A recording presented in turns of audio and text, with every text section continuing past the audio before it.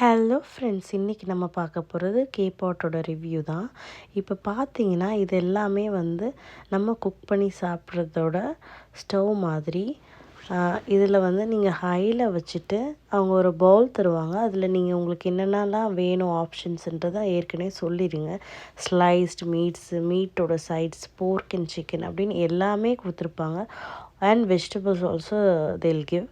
So இது எல்லாமே நீங்கள் என்ன வேணும்னு ஃபஸ்ட்டு சூஸ் பண்ணி பிக் பண்ணி சொல்லிடுங்க. அவங்க கொண்டு வந்ததுக்கப்புறம் சூப் ஹாட் ஆனதும் அதில் இந்த ஐட்டம்ஸ் எல்லாமே குயல், எக்ஸு, ஹாட் டாக்ஸ், அப்புறம் மீட், பீஃப், சிக்கன் எல்லாமே நம்ம அந்த சூப்பில் போட்டு பாயில் பண்ணி ஹீட் ஆனதும் நம்ம சாப்பிட வேண்டியதான். இது எல்லாமே ஜஸ்ட் 3 to 5 minutes ஹீட் பண்ணால் போதும்.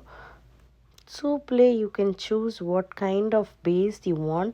Also they'll provide you with lots of dessert. These are like add-ons to your soup. You can even take this radish, kimchi and all these meats also along with the one you have ordered before. நீங்கள் க்யூவில் போய் நின்றுட்டு இந்த மாதிரி ஒரு different சவர் and spicy sesame அதுக்கு தேவையான இன்க்ரீடியன்ட்ஸ் எல்லாமே வச்சுருப்பாங்க. அந்த பேஸ் நீங்கள் சூஸ் பண்ணிங்கன்னா அதுக்கு தேவையான இன்க்ரீடியன்ட் போட்டுக்கலாம். இல்லைனா sweet and spicy pepper, sweet and sour garlic, கேபாட் பீனட் அப்படின்னு டிஃப்ரெண்ட் ஆப்ஷன்ஸ் வச்சுருக்காங்க. So you can choose one among them and whatever you like நீங்கள் பிளேட்டில் எடுத்து வச்சுட்டு அதை கூட அந்த சூப்பில் போய் போட்டு சாப்பிட்லாம். So once the soup is ready, நீங்கள் இந்த மாதிரி ஒரு சின்ன பவுலில் போட்டு அதை ட்ரான்ஸ்ஃபர் பண்ணி போட்டுட்டு நீங்கள் சர்வ் பண்ணி கொடுக்கலாம். ரொம்ப நல்லா இருந்தது. உங்களுக்கு கோல்டு இருந்ததுன்னா this is the best option. நாங்கள் இதில் நூடுல்ஸ், மஷ்ரூம்ஸ் அப்படி எல்லாமே போட்டு சாப்பிட்டோம். இது ஒன் மோர் பார்பிக்யூ திங். இதை நீங்கள் 3 to 5 minutes ஃப்ரை பண்ண வேண்டியது இருக்கும். அவ்வளோதான், அதுக்குள்ளே ரெடி ஆயிடும்.